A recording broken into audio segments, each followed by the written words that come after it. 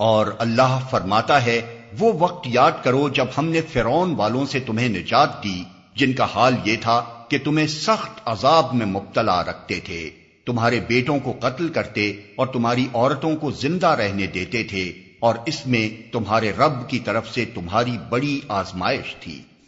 ہم نے موسیٰ کو 30 شب و روز کے لیے کوہ سینا پر طلب کیا اور بعد میں 10 دن کا اور اضافہ کر دیا۔ اس طرح اس کے رب کی مقرر کردہ مدت پورے 40 دن ہو گئی۔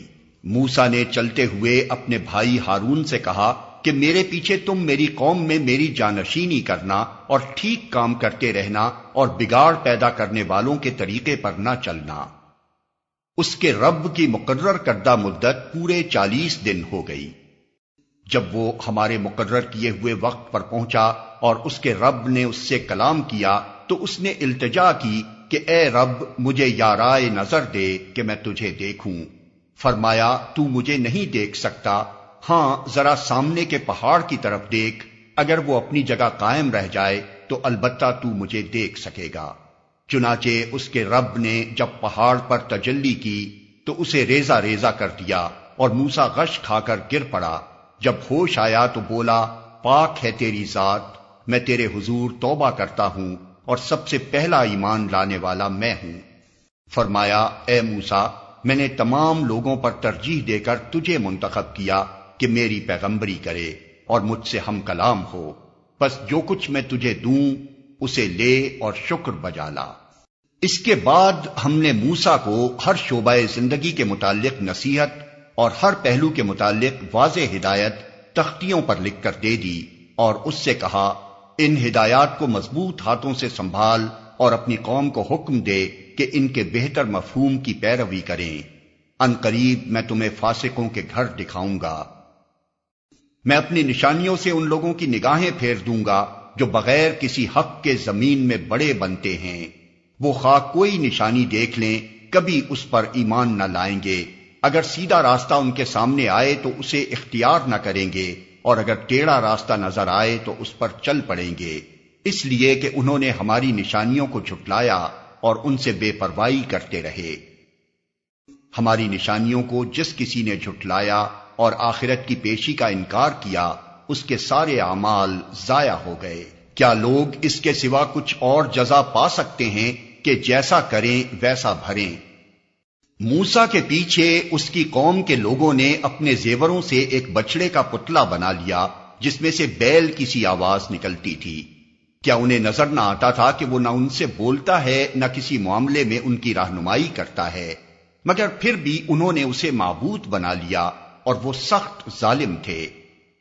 پھر جب ان کی فریب خوردگی کا طلسم ٹوٹ گیا اور انہوں نے دیکھ لیا کہ در حقیقت وہ گمراہ ہو گئے ہیں، تو کہنے لگے کہ اگر ہمارے رب نے ہم پر رحم نہ فرمایا اور ہم سے درگزر نہ کیا تو ہم برباد ہو جائیں گے۔ ادھر سے موسیٰ غصے اور رنج میں بھرا ہوا اپنی قوم کی طرف پلٹا۔ آتے ہی اس نے کہا، بہت بری جانشینی کی تم لوگوں نے میرے بعد۔ کیا تم سے اتنا صبر نہ ہوا کہ اپنے رب کے حکم کا انتظار کر لیتے؟ اور تختیاں پھینک دیں اور اپنے بھائی ہارون کے سر کے بال پکڑ کر اسے کھینچا۔ ہارون نے کہا، اے میری ماں کے بیٹے، ان لوگوں نے مجھے دبا لیا اور قریب تھا کہ مجھے مار ڈالتے، پس تو دشمنوں کو مجھ پر ہنسنے کا موقع نہ دے اور اس ظالم گروہ کے ساتھ مجھے نہ شامل کر۔ تب موسیٰ نے کہا، اے رب مجھے اور میرے بھائی کو معاف کر اور ہمیں اپنی رحمت میں داخل فرما، تو سب سے بڑھ کر رحیم ہے۔ جواب میں ارشاد ہوا کہ جن لوگوں نے بچڑے کو معبود بنایا وہ ضرور اپنے رب کے غضب میں گرفتار ہو کر رہیں گے اور دنیا کی زندگی میں ذلیل ہوں گے۔ جھوٹ گڑنے والوں کو ہم ایسی ہی سزا دیتے ہیں، اور جو لوگ برے عمل کریں پھر توبہ کر لیں اور ایمان لے آئیں تو یقیناً اس توبہ و ایمان کے بعد تیرا رب درگزر اور رحم فرمانے والا ہے۔ پھر جب موسیٰ کا غصہ ٹھنڈا ہوا تو اس نے وہ تختیاں اٹھا لی جن کی تحریر میں ہدایت اور رحمت تھی ان لوگوں کے لیے جو اپنے رب سے ڈرتے ہیں، اور اس نے اپنی قوم کے 70 آدمیوں کو منتخب کیا تاکہ وہ اس کے ساتھ ہمارے مقرر کیے ہوئے وقت پر حاضر ہوں۔ جب ان لوگوں کو ایک سخت زلزلے نے آ پکڑا تو موسیٰ نے عرض کیا، اے میرے سرکار، آپ چاہتے تو پہلے ہی ان کو اور مجھے ہلاک کر سکتے تھے۔ کیا آپ اس قصور میں جو ہم میں سے چند نادانوں نے کیا تھا ہم سب کو ہلاک کر دیں گے؟ یہ تو آپ کی ڈالی ہوئی ایک آزمائش تھی جس کے ذریعے سے آپ جسے چاہتے ہیں گمراہی میں مبتلا کر دیتے ہیں اور جسے چاہتے ہیں ہدایت بخش دیتے ہیں۔ ہمارے سرپرست تو آپ ہی ہیں، بس ہمیں معاف کر دیجئے اور ہم پر رحم فرمائیے، آپ سب سے بڑھ کر معاف فرمانے والے ہیں۔ اور ہمارے لیے اس دنیا کی بھلائی بھی لکھ دیجئے اور آخرت کی بھی، ہم نے آپ کی طرف رجوع کر لیا۔ جواب میں ارشاد ہوا، سزا تو میں جسے چاہتا ہوں دیتا ہوں، مگر میری رحمت ہر چیز پر چھائی ہوئی ہے، اور اسے میں ان لوگوں کے حق میں لکھوں گا جو نافرمانی سے پرہیز کریں گے، زکوٰۃ دیں گے اور میری آیات پر ایمان لائیں گے۔ پس آج یہ رحمت ان لوگوں کا حصہ ہے جو اس پیغمبر نبی امی کی پیروی اختیار کریں جس کا ذکر انہیں اپنے ہاں تورات اور انجیل میں لکھا ہوا ملتا ہے۔ وہ انہیں نیکی کا حکم دیتا ہے، بدی سے روکتا ہے، ان کے لیے پاک چیزیں حلال اور ناپاک چیزیں حرام کرتا ہے، اور ان پر سے وہ بوجھ اتارتا ہے جو ان پر لدے ہوئے تھے، اور وہ بندشیں کھولتا ہے جن میں وہ جکڑے ہوئے تھے۔ لہذا جو لوگ اس پر ایمان لائیں اور اس کی حمایت اور نصرت کریں اور اس روشنی کی پیروی اختیار کریں جو اس کے ساتھ نازل کی گئی ہے، وہی فلاح پانے والے ہیں۔ اے محمد کہو کہ اے انسانوں، میں تم سب کی طرف اس خدا کا پیغمبر ہوں جو زمین اور آسمانوں کی بادشاہی کا مالک ہے، اس کے سوا کوئی خدا نہیں ہے، وہی زندگی بخشتا ہے اور وہی موت دیتا ہے۔ پس ایمان لاؤ اللہ پر اور اس کے بھیجے ہوئے نبی امی پر جو اللہ اور اس کے ارشادات کو مانتا ہے، اور پیروی اختیار کرو اس کی، امید ہے کہ تم راہ راست پالو گے۔